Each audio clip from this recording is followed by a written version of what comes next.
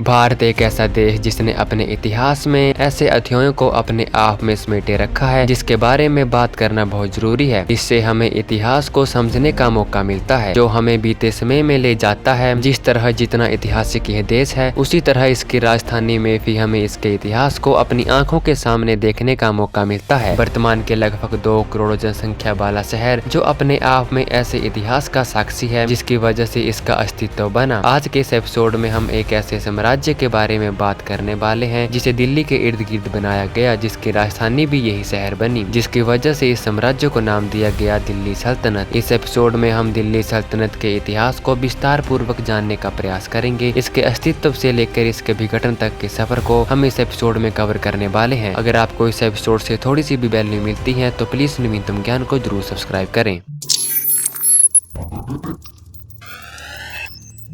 दिल्ली सल्तनत की नींव मोहम्मद गौरी ने रखी थी। मोहम्मद गौरी ने 1192 में अजमेर के शासक पृथ्वीराज तृतीय, जिन्हें पृथ्वीराज चौहान के नाम से जाना जाता है, उनकी राजपूत संघ वाली सेना को हराकर दिल्ली पर कब्जा कर लिया था। पृथ्वीराज चौहान की इस हार का कारण भी उन्हें ही माना जाता है। इससे 1 साल पहले 1191 में जब मोहम्मद गौरी ने पहली बार चौहान राजवंश पर हमला किया तो मोहम्मद गौरी को बहुत बुरी तरह से हार का सामना करना पड़ा। जब पृथ्वीराज चौहान की जीत हुई तब उसके सामने मोहम्मद गौरी निहत्था था। इसके बावजूद भी उन्होंने मोहम्मद गौरी को नहीं मारा। अगर तब पृथ्वीराज चौहान मोहम्मद गौरी को मार देते तब वे दोबारा फिर से उन पर आक्रमण नहीं करता और पृथ्वीराज चौहान को हार का सामना नहीं करना पड़ता। मोहम्मद गौरी की जीत के बाद उसने इसे रियासत का दर्जा दिया और इसका नेतृत्व अपने गुलाम जनरल कुतुबुद्दीन ऐबक को दिया, जिसने 1206 तक मोहम्मद गौरी के आदेश पर शासन किया। कुतुबुद्दीन ऐबक ने 14 वर्षों तक इस सिंहासन को संभाला। 1206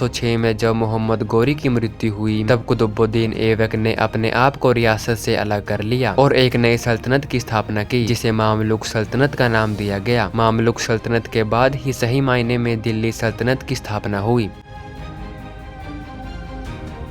मामलुक राजवंश 1206 से 1290 तक स्थापित रहा, जिसका पहला सुल्तान कुतुबुद्दीन ऐबक बना, जिसने 1206 से 1210 तक इस सल्तनत पर राज किया। इस नई बनी सल्तनत की राजधानी लाहौर बनाई गई। माना जाता है कि कुतुबुद्दीन ऐबक एक गुलाम होने की वजह से रहमदिल था। उसने लोगों के कल्याण के लिए काम किया। इस कारण से उसे लख बख्श की उपाधि से बुलाया जाने लगा, जिसका मतलब होता है लाखों का दाता। कुतुबुद्दीन ऐबक की मृत्यु के बाद आराम शाह ने 1210 में सत्ता संभाली, लेकिन 1211 में कुतुबुद्दीन ऐबक के दामाद शम्स-उद-दीन इल्तुतमिश ने उसकी हत्या कर दी। वह इस सल्तनत की गद्दी पर बैठना चाहता था, लेकिन मुस्लिम अमीरों ने उसके अधिकार को चुनौती दी क्योंकि वह कुतुबुद्दीन ऐबक के समर्थक थे। उन्होंने नए शासक के खिलाफ काम करना शुरू कर दिया। इल्तुतमिश ने इन सब को समाप्त करने के लिए अपने विरोधियों को मारना शुरू कर दिया। उसके शासन को कई बार चुनौती दी गई, जिसकी वजह से लगातार युद्ध होने लगे। इल्तुतमिश ने अन्य मुस्लिम शासकों से मुकाबला किया और मुल्तान तथा बंगाल को जीत लिया। यहाँ से दिल्ली सल्तनत का विस्तार होना शुरू हुआ। इसके साथ हिंदू शासकों से भी रणथंबोर, जो कि आज के राजस्थान का एक साम्राज्य था, उसे भी हरा दिया और दक्षिण में अपनी सीमाओं का विस्तार करना प्रारंभ किया। शिवालिक को भी इल्तुतमिश ने अपने कब्जे में ले लिया। इल्तुतमिश ने अपने साम्राज्य को नाटकीय रूप से बढ़ाया और 1236 तक शासन किया। इसकी मृत्यु के बाद दिल्ली सल्तनत में हत्याओं की एक श्रृंखला चली। सत्ता के लालच ने पूरी सल्तनत में अशांति फैला दी। सत्ता एकुनुद्दीन फिरोज से रजिया सुल्ताना के पास चली गई। रजिया सुल्ताना पहली महिला शासक बनी, लेकिन राज्य में रूढ़िवादी लोगों ने अपने सुल्तान की जगह पर एक औरत को गद्दी पर कबूल नहीं किया। सत्ता के लालच में रजिया सुल्ताना की हत्या 1249 में कर दी गई। रजिया सुल्ताना की मृत्यु के बाद सत्ता अलग अलग लोगों के हाथों में जाने लगी। लंबे संघर्ष के बाद गियासुद्दीन बलबन ने सत्ता संभाली, जिसने 1266 से 1287 तक शासन किया। गियासुद्दीन बलबन ने कोर ऑफ 14, जो कि एक 40 तुर्किश लोगों की एक समिति थी जिसने दिल्ली सल्तनत को बनाने में बहुत बड़ी भूमिका निभाई थी, उसे नष्ट कर दिया गया ताकि उसके खिलाफ कोई भी खड़ा न हो पाए। उसने अपनी सत्ता को बचाने के लिए कई प्रयास किए, लेकिन इसके बावजूद गियासुद्दीन बलबक अपनी सत्ता को बचाने में नाकामयाब रहा। उसके उत्तराधिकारी उद्दीन कोकाबाद की 17 वर्ष की आयु में खिलजी ने हत्या करवा दी। 1290 आते आते मामलुक राजवंश को सत्ता से पूरी तरह से अलग कर दिया गया। इसके बाद खिलजी राजवंश ने दिल्ली के तख्त पर अपना राज स्थापित किया।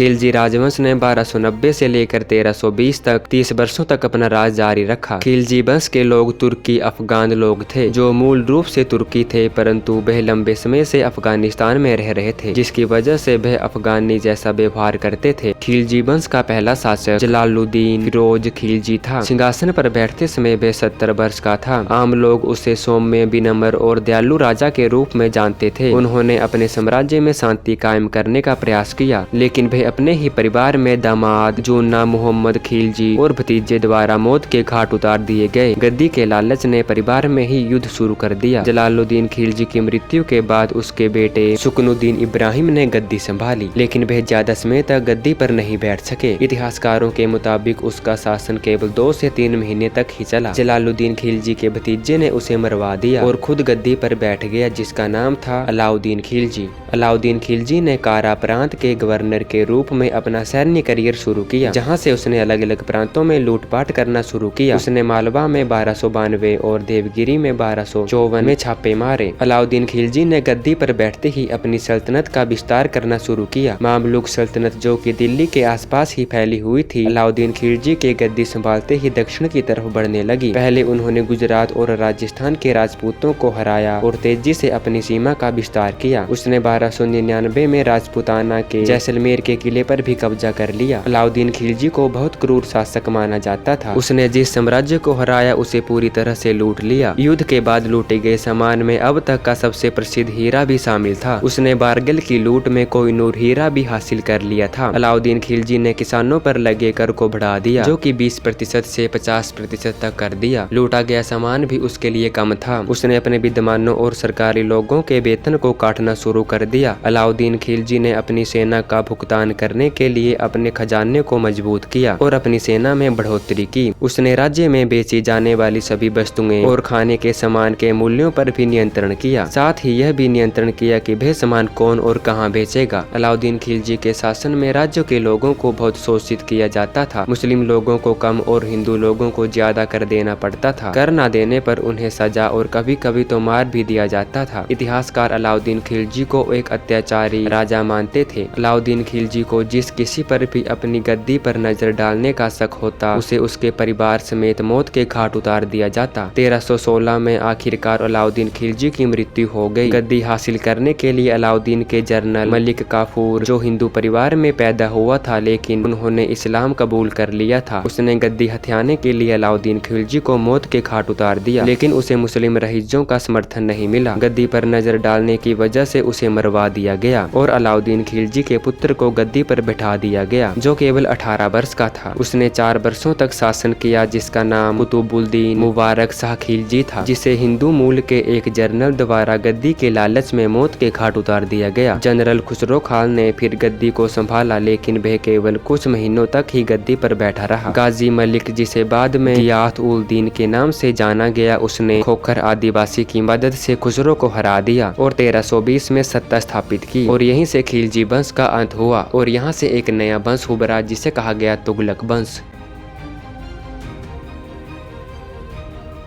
तुगलक वंश का शासन 1320 से 1413 तक चला। तुगलक वंश का पहला शासक गियाथ-उल-दीन तुगलक था। उसने 5 वर्षों तक गद्दी संभाली। उसने दिल्ली के पास एक नए शहर को बसाया जिसे तुगलकाबाद नाम दिया गया। उसके बेटे जुन्ना खान और सेनापति ऐनुल मुलानी ने दक्षिण भारत में बारगल पर विजय प्राप्त की, जो आज का तेलंगाना और आंध्र प्रदेश है। इतिहासकारों के अनुसार 1325 में गियाथ-उल-दीन तुगलक की हत्या उसी के पुत्र जुन्ना खान द्वारा गद्दी के लालच में की गई और 1325 में गद्दी पर बैठ गया। जुन्ना खान ने अपना नाम बदलकर मोहम्मद बिन तुगलक रख लिया और 26 वर्षों तक शासन किया। अपने शासन के दौरान मोहम्मद बिन तुगलक ने अपनी सल्तनत की सीमा को चरम पर पहुंचाया। उत्तर भारत से पाकिस्तान, नेपाल, बांग्लादेश और दक्षिण भारत तक उसकी सीमाओं का विस्तार हुआ। यह भी कहा जा सकता है कि मोहम्मद बिन तुगलक ने पूरे उपमहाद्वीप पर कब्जा कर लिया था। मोहम्मद बिन तुगलक एक बुद्धिजीवी थे। उसे कुरान, फिहस, कविता और अन्य क्षेत्रों का व्यापक ज्ञान था। वह वह अपने रिश्तेदारों और वजीरों पर गहरा संदेह करता था। मोहम्मद बिन तुगलक को एक ऐसे शासक के रूप में जाना जाता था जो अपने लिए फैसलों की वजह से अक्सर संकट में पड़ जाता था। उसने चांदी के सिक्कों पर अंकित मूल्य के आधार पर धातु के सिक्के बनाने का आदेश दिया, जिसकी वजह से लोग अपने घरों में ही इस सिक्कों की नकल बनाने लगे और उन नकली सिक्कों का प्रयोग कर और जजिया चुकाने के लिए करते थे। जजिया एक तरह का कर होता था जो गैर मुस्लिम लोगों पर लगाया जाता था और यह कर बहुत बड़ी मात्रा में इकट्ठा किया जाता था। मोहम्मद बिन तुगलक ने दिल्ली सल्तनत की दूसरी राजधानी के रूप में दौलताबाद को चुना, जो आज का देवगिरी शहर है, जो महाराष्ट्र में है। मोहम्मद बिन तुगलक ने सभी वजीर, परिवार, मुस्लिम लोगों को दौलताबाद प्रवेश करने का आदेश दिया। उसका मकसद पूरी सल्तनत में मुस्लिम लोगों की उपस्थिति दर्ज करना था। तुगलक ने उन लोगों को मार डाला जो दौलताबाद नहीं जाना चाहते थे। जब वह दौलताबाद गए तो दिल्ली किले पर बहुत कम सेना थी। तो मुगल को दिल्ली सल्तनत पर कब्जा करने का एक बहुत बड़ा मौका मिला। मुगल पंजाब के रास्ते दिल्ली की तरफ बढ़ने लगे। जब मुगल अपनी सेना को लेकर पंजाब तक पहुँचे, यह खबर तुगलक तक पहुँच गई और उसने सभी लोगों को दोबारा दिल्ली की तरफ रवाना किया। जब तक मुगल दिल्ली पहुँचते उससे पहले ही तुगलक वहाँ पर पहुँच चुका था, जिसकी वजह से मुगल दिल्ली सल्तनत पर कब्जा नहीं कर पाए। दक्कन क्षेत्र में मोहम्मद बिन तुगलक के अभियानों ने मंदिरों को गिराना शुरू किया। उसने बहुत से हिंदू देवी देवताओं के मंदिरों का विनाश किया। मोहम्मद बिन तुगलक के खिलाफ विरोध 1327 में शुरू हुआ, जो उसके गद्दी पर रहने तक चला। मोहम्मद बिन तुगलक की मृत्यु 1351 में हुई। उसका उत्तराधिकारी फिरोज शाह तुगलक था, जिसने 37 वर्षों तक 1351 से 1368 तक शासन किया। फिरोज शाह तुगलक को दयालु राजा के नाम से जाना जाता था। उसने यमुना नदी पर एक सिंचाई नहर चालू की ताकि अकाल को कम किया जा सके। उन्होंने खाद्य आपूर्ति को बेहतर करने का प्रयास किया, लेकिन वह जितने मुसलमानों के लिए दयालु थे उतने ही हिंदुओं के लिए क्रूर। उसने उन लोगों को मारने का आदेश दिया जो मंदिरों को दोबारा बनवा रहे थे। फिरोज शाह की मृत्यु ने राज्य में अराजकता और विघटन पैदा किया। फिरोज शाह के उत्तराधिकारी गियासुद्दीन शाह द्वितीय युवा और अनुभवहीन थे। फिर कई वर्षों तक तुगलक के रिश्तेदारों में गद्दी को लेकर आक्रमण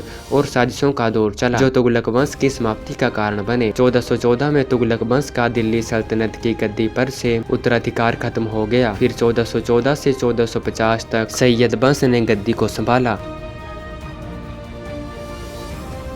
सैयद वंश की स्थापना खीज खान ने की थी, लेकिन यह सल्तनत इतनी बड़ी नहीं थी जितनी तुगलक राजवंश के दौरान थी। तुगलक राजवंश के दौरान दिल्ली सल्तनत पूरे भारत, पाकिस्तान और बांग्लादेश तक फैली थी और अब ये केवल उत्तर भारत और उत्तर पाकिस्तान तक सीमित रह चुकी थी। यह वही समय था जब दिल्ली सल्तनत के बाहर एक मुस्लिम समूह शिया उभरने लगे। सुन्नी मुस्लिम संप्रदाय उसके बाद लगातार कमजोर होने लगा। सैयद राजवंश के केवल 4 शासकों ने दिल्ली सल्तनत पर अपना शासन किया। सैयद वंश के अंत के दौरान दिल्ली सल्तनत इतनी सिकुड़ गई थी जो कि एक छोटी सी रियासत की भांति प्रतीत होती थी। हालांकि सैयद राजवंश को 1451 में लोधी राजवंश द्वारा विस्थापित कर दिया गया, जिन्होंने एक बार फिर से दिल्ली सल्तनत का विस्तार करना शुरू किया। लोधी राजवंश ने 1451 से 1526 तक शासन किया। लोधी राजवंश एक अफगान या तुर्की अफगान राजवंश था। राजवंश की स्थापना बहलूल खान लोधी ने की थी। उन्होंने दिल्ली सल्तनत का विस्तार करने के लिए दूसरी मुस्लिम सल्तनत पर हमला किया और जीत लिया। उसने पश्चिम में दिल्ली से लाहौर तक और पूर्व में दिल्ली से वाराणसी तक के क्षेत्र को दिल्ली सल्तनत में शामिल कर लिया। लेकिन फिर राज्य में एक षड्यंत्र रचा गया। पंजाब के गवर्नर दौलत खान लोधी ने एक सुन्नी मुस्लिम शासक को दिल्ली सल्तनत पर आक्रमण करने का आग्रह किया, जिसका नेतृत्व बाबर ने किया। बाबर ने 1526 में दिल्ली सल्तनत पर हमला कर दिया। पानीपत की लड़ाई में इब्राहिम लोधी, जो कि अंतिम शासक था दिल्ली सल्तनत का, उसे बाबर ने मौत के घाट उतार दिया। बाबर ने दिल्ली सल्तनत को समाप्त कर और एक नए राज्य की स्थापना की, जिसे मुगल साम्राज्य के नाम से जाना गया और यहीं पर दिल्ली सल्तनत का अंत हो गया, जो कि 1206 से लेकर 1526 तक चला। अगर आपको इस एपिसोड से थोड़ी सी भी वैल्यू मिली है तो प्लीज वीडियो को लाइक जरूर करें और ऐसे ही और एपिसोड देखने के लिए नवीनतम ज्ञान को जरूर सब्सक्राइब करें।